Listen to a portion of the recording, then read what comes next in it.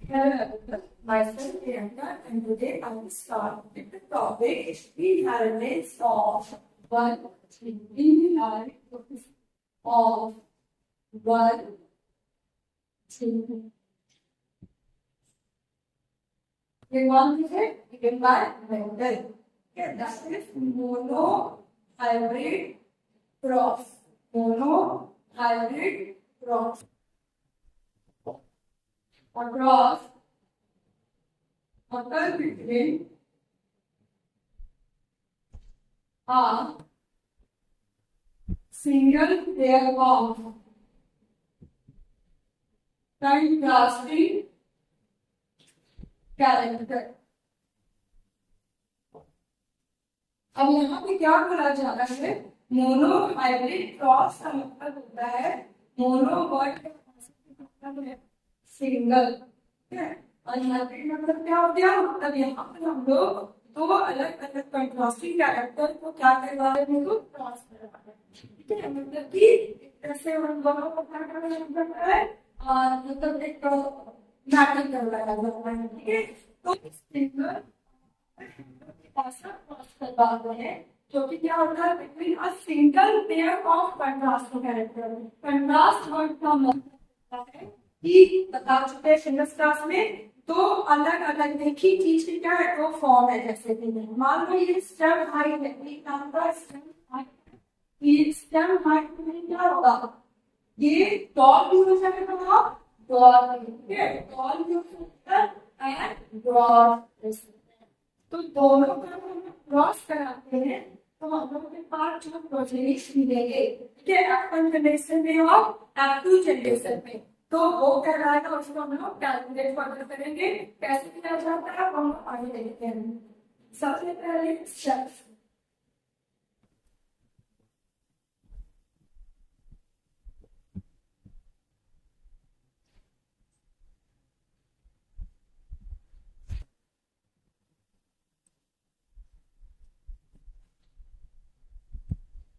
involved in monohybrid cross. Steps involved in monohybrid cross.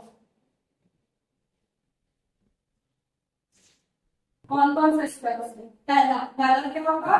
Selection of contrasting character.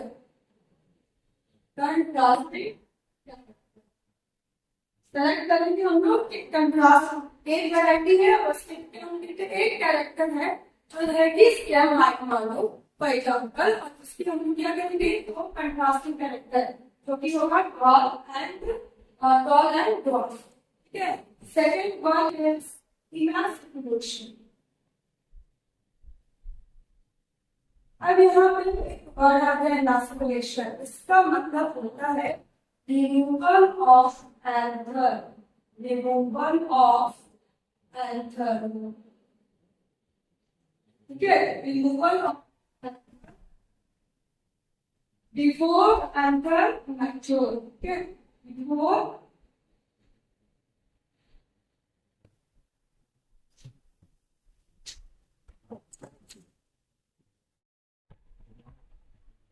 second one is removal of anther,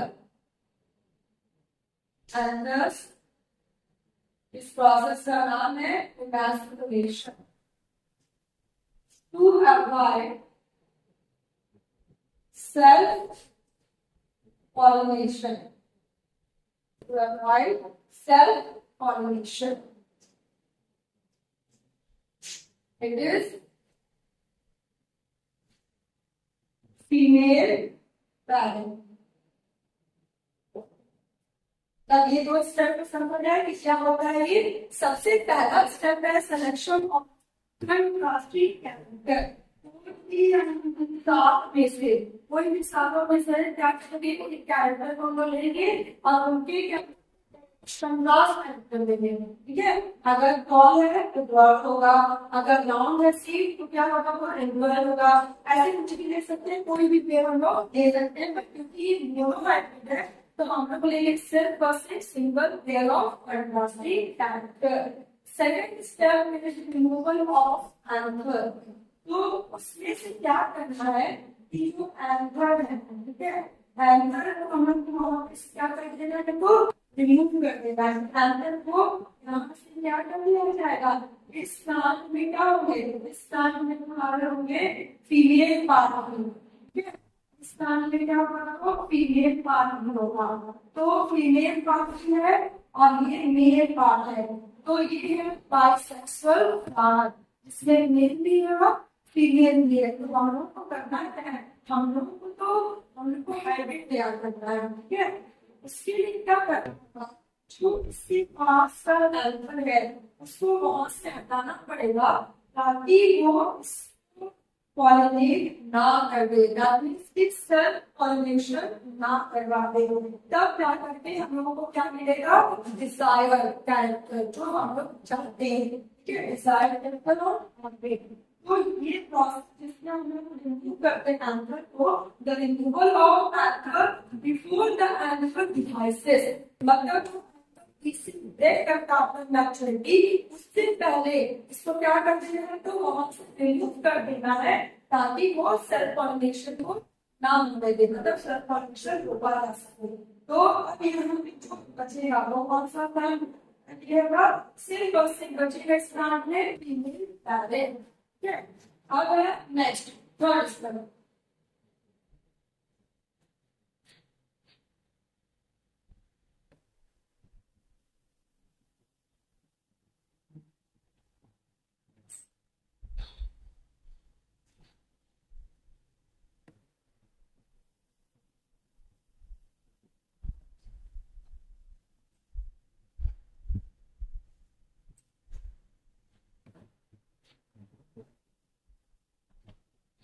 next है collection of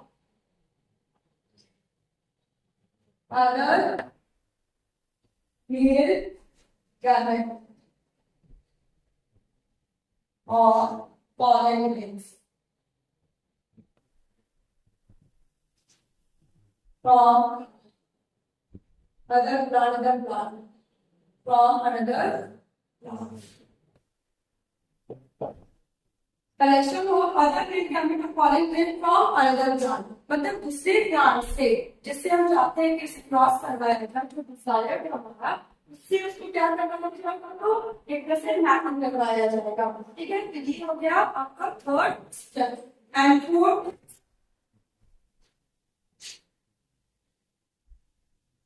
collection of free seeds and production of offsprings. अगर मैं क्या होगा, उससे हम लोग seed collect करेंगे और इसमें से बन जाएंगे ऑफस्प्रिंग और नए प्रोजेनी।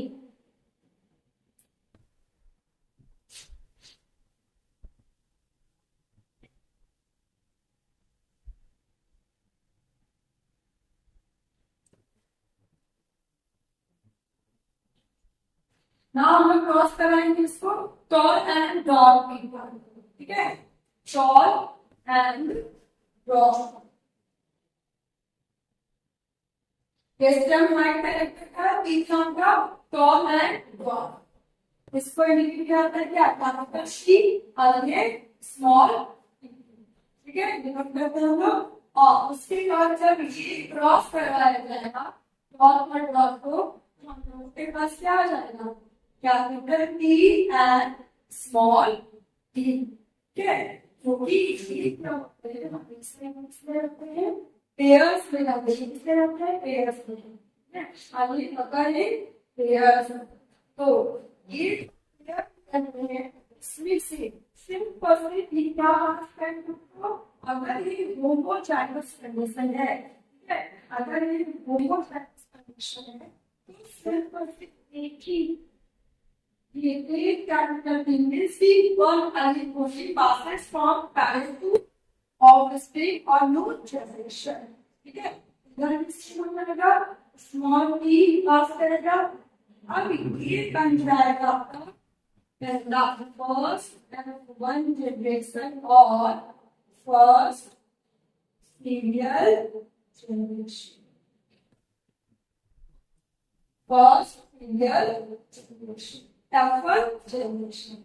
अब ये जो है ये कैरेक्टर में क्या शो करेगा, फिनोटाइप इसका क्या होगा F1 जनरेशन का, तो क्या होना चाहिए, ये हो जाएगा तो ठीक है। इसके पीछे है फर्मेंटेशन की लॉ है, law of dominance, law of segregation और लॉ ऑफ इंडिपेंडेंट असॉर्टमेंट। तो इससे अप्लाई होता है क्या, लॉ ऑफ डोमिनेंस। अभी बताने वाले हैं तो नेक्स्ट वीडियो में बताएंगे लॉ ऑफ डोमिनेंस क्या होते हैं और लॉ ऑफ सेग्रीगेशन भी क्या होता है। टॉल आ रहा है, क्योंकि आया है तो क्योंकि वहां पर जो कैरेक्टर डी है that is the dominant character, वो क्या है तो डोमिनेंट कैरेक्टर है और डोमिनेंट कैरेक्टर बता चुके हैं which expresses itself in heterozygous condition. ये जो हेटेरोजाइगस कंडीशन है, ये हेटेरोजाइगस कंडीशन है और इसमें ये जो कैरेक्टर वाला है वो अपने आप को क्या कर रहा है, एक्सप्रेस यहाँ पे जो फिनोटाइप दिखाई पड़ेगा वो हो जाएगा tall due to the law of dominance given by ठीक है, यहाँ पर क्लियर है। अब इसके आगे हम लोग क्या करेंगे, F2 जनरेशन निकालेंगे। तो F2 जनरेशन निकालने के क्या किया जाता है, सेल्फी, ठीक है। अब ये जो सेल्फी करवाया जाता है तो सेल्फी में मुझे बता चुके हैं कि सेल्फी में क्या, ये जो आया है कैपिटल स्मॉल टी वाला, सी नोट में कैपिटल स्मॉल टी से इसे क्रॉस कर रहा है।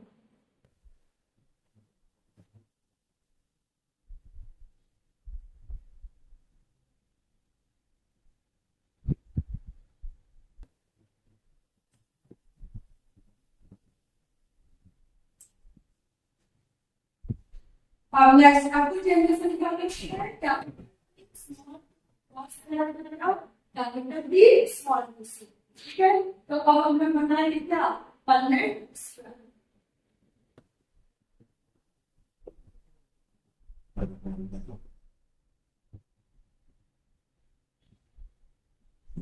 Punnett square, Punnett square grid है, पासी पन्नेट दिए थे वो क्या करता है, इनेबल का कैलकुलेशन जितने भी प्रोजेक्ट बनने वाले हैं जो रिजल्ट आते हैं F2 जनरेशन में उन सबों को वो क्या किया जाता है, स्क्वायर में कैलकुलेट किया जाता है कि नेक्स्ट जनरेशन में जो प्रोजेक्ट बन रहे हैं वो कितने नंबर में कैलकुलेट करने का एक तरीका है। एक साइड हो जाएगा मेल और एक साइड हो जाएगा फीमेल, ठीक है। तो हम कैपिटल कैपिटल टी और कैपिटल टी कैपिटल टी पहला हो गया, फिर कैपिटल टी स्मॉल, फिर capital T small, small T small.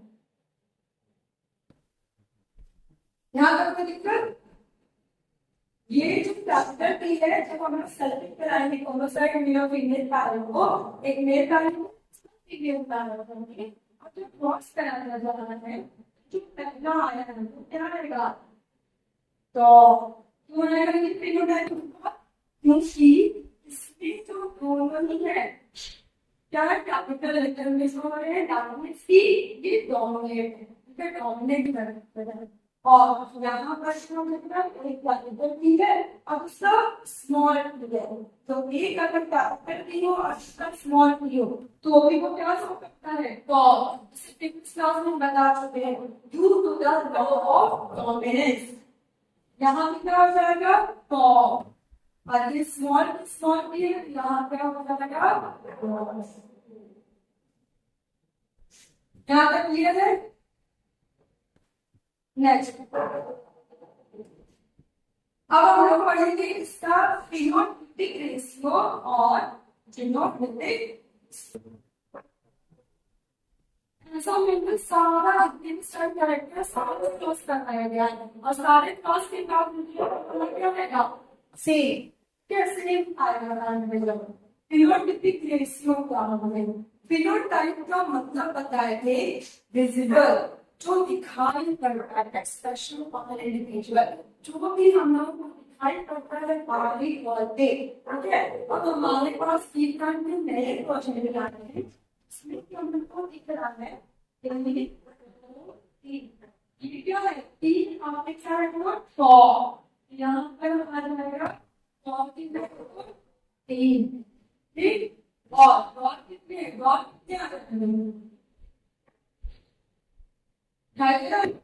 ये है गॉड सिंगल, ठीक है। ये बताएगा इसको 1, हम इसी क्या लिखते हैं इसको 1, यहाँ पे होगा। अब है जीनोटाइपिक रेशियो। जीनोटाइप का मतलब क्या होता है? जीनोटाइप मतलब होता है जेनेटिक कॉन्स्टिट्यूशन ऑफ ऑर्गेनिज्म। किसी भी ऑर्गेनिज्म के अंदर, जैसे ई प्लांट में ये कौन दिखाई तो पड़ता है, पर इसके अंदर कौन सी चीज रिस्पॉन्सिबल है हम देख नहीं सकते हैं, तो उसको कहा जाएगा जीनोटाइप। जीनोटाइप अब इसी में कैसे हम लोग देख सकते हैं, तो हम लोग पहले इसके डिस्ट्रीब्यूट करके सारे लेकर तो क्या होता है दीदी हम लोग को यहाँ पे कितने ज्यादा खरीद करता है, तो वो ठीक है। कैपिटल टी स्मॉल टी ये है हेटेरोजाइगस, ये कैसा कंडीशन है, ये है दोनों हेटेरोजाइगस कंडीशन, ये है heterozygous condition. Be similar pair of कितनी का वर्ड है 2 और स्मॉल p स्मॉल, ये फिर से हो गया कैपिटल टी और स्मॉल टी, ये दोनों में ये डिफरेंस है कि ये कैपिटल टी है वो होता है होमोजाइगस डोमिनेंट, क्या होता है ये होमोजाइगस डोमिनेंट, और ये होता है दैट इज homozygous recessive, ठीक है। इतना अंतर पड़ रहा है 1 homozygous recessive, तो जीनोटाइपिक रेशियो क्या हो रहा है 1:1,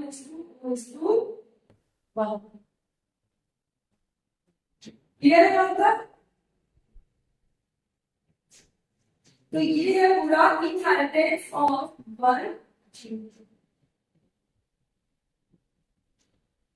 इस इनहेरिटेंस ऑफ 1 जीन के बाद ही जो मेंडल है वो क्या नाम दिए थे, ये जो प्रकार है लेकिन कुछ तो ऐसा चीज है जिससे प्रीवियस क्लास में बताया है कि something which passes from parent to offspring which is unchanged, तो कि चेंज नहीं हो रहा है पैरेंट से ऑफस्प्रिंग में, तो उसको क्या बोला गया है दिस फैक्टर, और now it is known as gene. और उसके बाद में इसको क्या कर दिया गया जीन। ये मेंडल के इन एक्सपेरिमेंट से समझ में आया था कि ये ऐसे जीन है मतलब जो कि पैरेंट्स ऑफस्प्रिंग में पास नहीं होते हैं और वो अनचेंज्ड रहते हैं, इसमें कोई भी चेंज नहीं होता है। फिर नेक्स्ट क्लास में पढ़ेंगे हम लोग law of dominance and law of separation. Thank you.